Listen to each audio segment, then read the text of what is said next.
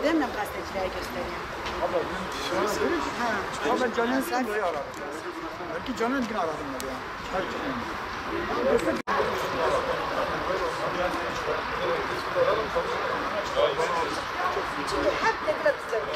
Ben kaçırılan asker Adil Kabaklı'nın annesi Cennet Kabaklıyım.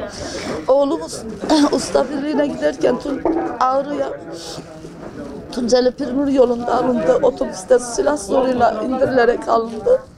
6 yıl oldu. Ben oğlumu HDP'den PKK'dan istiyorum. PKK kaçırdı. İkisinin de HDP'nin de parmağı içinde. Ben oğlumu buradan almadan gitmeyeceğim. Benim oğlumun gençliğini çaldılar. Benim oğlum damat olacaktı. Gençliğini çaldılar. Özgürlüğünü aldılar elinden. 6 yıl oldu. Özgürlüğünü aldılar. Hayallerini çaldılar. Benim oğlumla benim hayallerim vardı. Ben oğlumu evlendirecektim. Benim oğlum ev yuva sahibi edecektim. Ama bu PKK illeti oğlumu aldılar. Benim oğlumu geri versinler. Ben oğlumu istiyorum. Ben Adil'imi istiyorum. Ben evladımı istiyorum. Benim evladımı geri versinler. Yeter artık bu işkence, bu zulüm. Oğlum orada karanlıkta, zindanlarda çürüdü, eridi, bitti. Ben de burada acılar içinde bittim. Yeter. Vicdanları, merhametleri varsa versinler benim evladımı. Ben oğlumu istiyorum. Eren Yalçın'ın annesiyim. Fadime Aksu'ya. Çocuğumun inşallah bu yeni bize hayırlı gelir. Çocuklarımız, tüm çocuklarımız gelir. Çocuğum beni duyursansa, eşi disense gerçekten yavrum orası senin yerin değil. Senin orası şeyin değil. Yavrum askerimiz var, polisimiz var. Onlara inanma. Onlar dediler ki ailelerimiz bizi parayla sattı.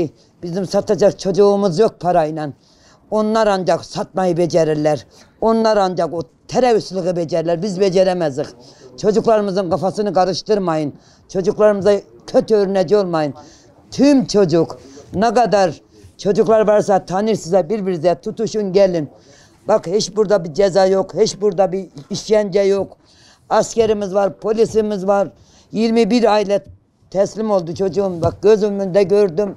Hiçbir şey olmadı. Ne olursun Allah aşkına çocuğum gel.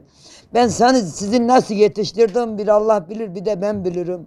Ne olursun sen bu darbeyi bana niye vurdun yavrum? Bunu niye bana bu zulümlüğü yaptın? Ben Diyarbakır'dayım. Hastalık demiyorum, pandemi demiyorum.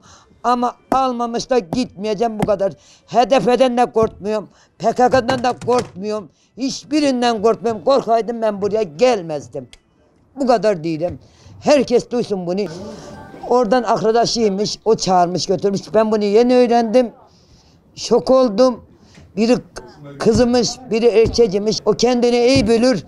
Ama buradan polisler meselelerim savaşı tutuklasınlar. Ben ondan davamdan vazgeçtim. Ben orada da gittim şikayetimde bulundum. Savaştan şikayetimden vazgeçmiyorum. Benim çocuğum nereye götürse getirsin.